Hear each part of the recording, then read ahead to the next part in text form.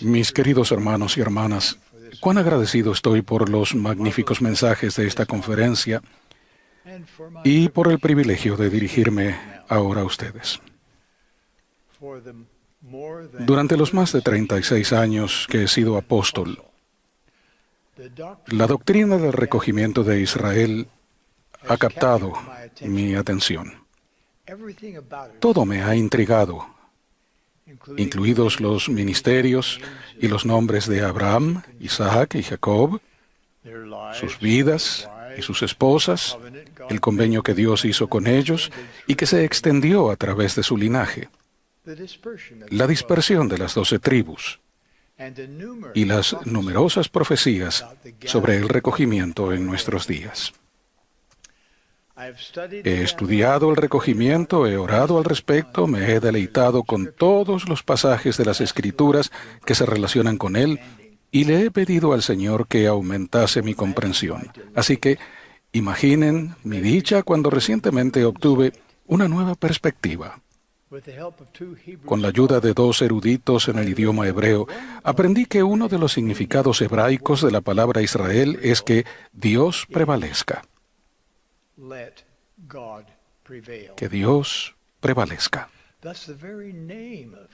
Por lo tanto, el nombre mismo de Israel se refiere a una persona que está dispuesta a dejar que Dios prevalezca en su vida. Ese concepto me conmueve el alma.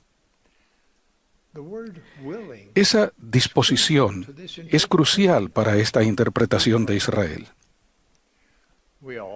Todos tenemos nuestro albedrío. Podemos elegir ser de Israel o no. Podemos optar por dejar que Dios prevalezca en nuestras vidas o no. Podemos permitir que Dios sea la influencia más poderosa en nuestras vidas o no. Recordemos por un momento crucial en la vida de Jacob, el nieto de Abraham. En el lugar que Jacob nombró Peniel, que significa la cara de Dios, Jacob enfrentó un serio problema. Su albedrío se puso a prueba. A través de esa lucha, Jacob demostró lo que era más importante para él, que estaba dispuesto a dejar que Dios prevaleciera en su vida. En respuesta, Dios cambió el nombre de Jacob a Israel, que significa que Dios prevalezca. Entonces Dios le prometió a Israel que todas las bendiciones que se habían pronunciado sobre la cabeza de Abraham también le corresponderían a él. Lamentablemente, la posteridad de Israel quebrantó los convenios que él había hecho con Dios. Apedrearon a los profetas y no estuvieron dispuestos a permitir que Dios prevaleciera en sus vidas. Posteriormente, Dios los esparció por los 4 extremos de la tierra. Afortunadamente, más tarde prometió recogerlos, como escribió Isaías. Por un breve momento te abandoné, Israel, pero te recogeré con grandes misericordias. Teniendo presente la definición hebraica de Israel, el recogimiento de Israel adquiere un significado adicional. El Señor está reuniendo a aquellos que están dispuestos a dejar que Dios prevalezca en sus vidas. El Señor está recogiendo a aquellos que permiten que Dios sea la influencia más importante en sus vidas. Por siglos, los profetas han predicho este recogimiento y se está llevando a cabo ahora mismo. Como preludio esencial de la segunda venida del Señor, es la obra más importante del mundo. Este recogimiento, previo al milenio, es una saga individual de mayor fe y valor espiritual para millones de personas. y como miembros de la Iglesia de Jesucristo de los Santos de los Últimos Días, o el Israel del Convenio de los Últimos Días, se nos ha encomendado ayudar al Señor en esta obra trascendental. Cuando hablamos de recoger a Israel a ambos lados del velo, nos referimos, por supuesto, a la obra misional, del templo y de historia familiar, y también a la edificación de la fe y del testimonio en el corazón de aquellos con quienes vivimos, trabajamos y servimos. Cada vez que hacemos algo que ayude a alguien de este o del otro lado del velo a hacer y guardar con sus convenios con Dios, estamos ayudando a recoger Israel. No hace mucho la esposa de uno de nuestros nietos estaba debilitada espiritualmente. A pesar de ayunos, oraciones y bendiciones del sacerdocio, su padre estaba desahuciado. Y ella temía que pudiese perder tanto a su padre como su testimonio. Una noche, ya tarde, mi esposa, la hermana Wendy Nelson, me contó la situación de nuestra nieta política. A la mañana siguiente, Wendy sintió la impresión de decirle a ella que yo había resumido su lucha espiritual a una sola palabra. La palabra era miopía. Más tarde ella le confesó a Wendy que al principio se había sentido angustiada por mi observación, esperando que yo le prometiera un milagro para su papá. Pero se preguntaba por qué yo había empleado la palabra miopía para describir su situación. Después de que su papá finalmente falleció, ella siguió pensando en aquella palabra, miopía. Al abrir su corazón para comprender de manera más profunda que miopía significaba corto de vista, su modo de pensar comenzó a cambiar. Y luego dijo, la miopía hizo que me detuviera, pensara y sanara. Esa palabra ahora me llena de paz, dijo. Me invita a ampliar mi perspectiva y buscar lo eterno. También me recuerda que hay un plan divino y que mi papá todavía vive, me ama y me cuida. La miopía me ha llevado a Dios. Estoy muy orgulloso de nuestra apreciada nieta política. Durante ese momento desgarrador de su vida, nuestra querida nieta está aprendiendo a aceptar la voluntad de Dios para con su padre, con una perspectiva eterna para su propia vida. Al dejar que Dios prevalezca, ella está encontrando paz. Si lo permitimos, hay muchas formas en que esta interpretación hebrea de Israel puede ayudarnos. Imagínense cómo nuestras oraciones por nuestros misioneros y por nuestros propios esfuerzos por recoger a Israel podrían cambiar teniendo presente ese concepto. A menudo oramos para que nosotros y los misioneros seamos guiados hacia aquellos que están preparados para recibir las verdades del Evangelio restaurado de Jesucristo. Me pregunto, ¿a quiénes seremos guiados cuando supliquemos encontrar a aquellos que estén dispuestos a permitir que Dios prevalezca en sus vidas? Es posible que seamos guiados hacia algunos que nunca hayan creído en Dios o en Jesucristo, pero que ahora anhelan aprender sobre ellos y sobre su plan de felicidad. Otros pueden haber nacido en el convenio, pero desde entonces se han alejado de la senda de los convenios. Es posible que ahora estén listos para arrepentirse, volver y dejar que Dios prevalezca. Para ayudarlos podemos darles la bienvenida con los brazos y el corazón abiertos. Y es posible que algunos, a quienes se nos guíe, siempre hayan sentido que algo les faltaba en la vida. También ellos anhelan la plenitud y el gozo que reciben quienes están dispuestos a permitir que Dios prevalezca en sus vidas.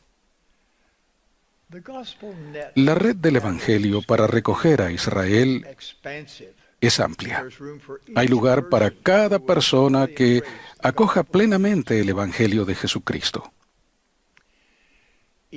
Cada converso se vuelve un hijo de Dios en el convenio, ya sea por nacimiento o por adopción. Cada uno se convierte en pleno heredero de todo lo que Dios ha prometido a los fieles hijos de Israel. Cada uno de nosotros tiene un potencial divino porque somos hijos de Dios. Cada uno es igual ante su vista. Las ramificaciones de esta verdad son profundas. Hermanos y hermanas, les pido que presten detenida atención a lo que les voy a decir. Dios no ama a una raza más que a otra. Su doctrina sobre este asunto es clara. Él invita a todos a venir a Él, sean negros o blancos, esclavos o libres, varones o mujeres. Les aseguro que la condición de ustedes ante Dios no la determina el color de la piel. La aprobación o desaprobación de Dios depende de nuestra devoción para con Él y sus mandamientos, y no del color de la piel. Me llena de pesar ver que nuestros hermanos y hermanas de raza negra sigan padeciendo los dolores del racismo y el prejuicio en todo el mundo. Hago un llamado a nuestros miembros en todo lugar de la tierra a dar el ejemplo de abandonar toda actitud y acción prejuiciosa contra cualquier grupo de seres humanos. Les ruego que promuevan el respeto para con todos los hijos de Dios. La pregunta para cada uno de nosotros, cualquiera sea nuestra raza, es la misma. ¿Estás dispuesto a dejar que Dios prevalezca en tu vida?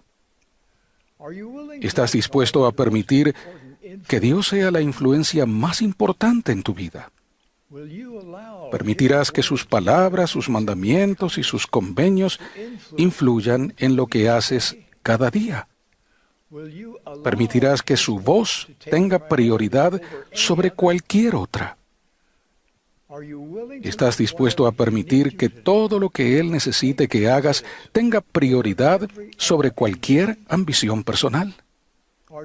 ¿Estás dispuesto a que tu voluntad sea absorbida por la de Él?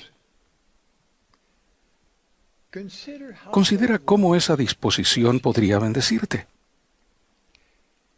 Si no estás casado o casada y buscas un compañero o compañera por la eternidad, tu deseo de ser de Israel te ayudará a decidir con quién salir y cómo. Si estás casado o casada y tu cónyuge ha quebrantado sus convenios, el estar dispuesto o dispuesta a dejar que Dios prevalezca en tu vida permitirá que tus convenios con Dios permanezcan intactos. El Salvador sanará tu corazón quebrantado. Los cielos se abrirán al querer saber cómo seguir adelante. No es necesario que andes a la deriva ni que dudes. Si tienes preguntas sinceras sobre el Evangelio o la Iglesia, si dejas que Dios prevalezca, serás guiado para encontrar y comprender las verdades absolutas y eternas que darán rumbo a tu vida y te ayudarán a mantenerte firme en la senda de los convenios. Cuando enfrentes la tentación, incluso si ésta se presenta cuando estés exhausto o te sientas solo o incomprendido, imagina el valor que puedes reunir si dejas que Dios prevalezca en tu vida y si le suplicas que te fortalezca. Si tu deseo más grande es dejar que Dios prevalezca, formar parte de Israel, tantas otras decisiones se volverán más fáciles. Tantos problemas dejarán de ser problemas. Sabrás cuál es la mejor forma de arreglarte. Sabrás qué mirar y leer, dónde pasar tu tiempo y con quién asociarte. Sabrás lo que quieres lograr y el tipo de persona en la que realmente quieres convertirte. Ahora bien, mis queridos hermanos y hermanas, se necesita tanto valor como fe para dejar que Dios prevalezca. Se requiere un esfuerzo espiritual riguroso y constante para arrepentirse y despojarse del hombre natural mediante la expiación de Jesucristo. Se necesita un impulso constante y diario para desarrollar hábitos personales para estudiar el Evangelio, aprender más sobre nuestro Padre Celestial y Jesucristo, y buscar y responder a la revelación personal. Durante estos tiempos peligrosos de los que profetizó el apóstol Pablo, Satanás ya ni siquiera está tratando de ocultar sus ataques al plan de Dios. Abunda la maldad desenfrenada. Por lo tanto, la única manera de sobrevivir espiritualmente es determinarnos a permitir que Dios prevalezca en nuestras vidas, aprender a escuchar su voz y utilizar nuestra energía para ayudar a recoger a Israel. ¿Y cómo se siente el Señor en cuanto a las personas que permitirán que Dios prevalezca? Nefi lo resumió de este modo: el Señor ama a los que lo aceptan como su Dios. He aquí, Él amó a nuestros padres e hizo convenio con ellos. Sí, con Abraham, Isaac y Jacob. Y recuerda los convenios que Él ha hecho. ¿Y qué está dispuesto a hacer el Señor por Israel? El Señor ha prometido que peleará nuestras batallas y las batallas de nuestros hijos y de los hijos de sus hijos hasta la tercera y cuarta generación.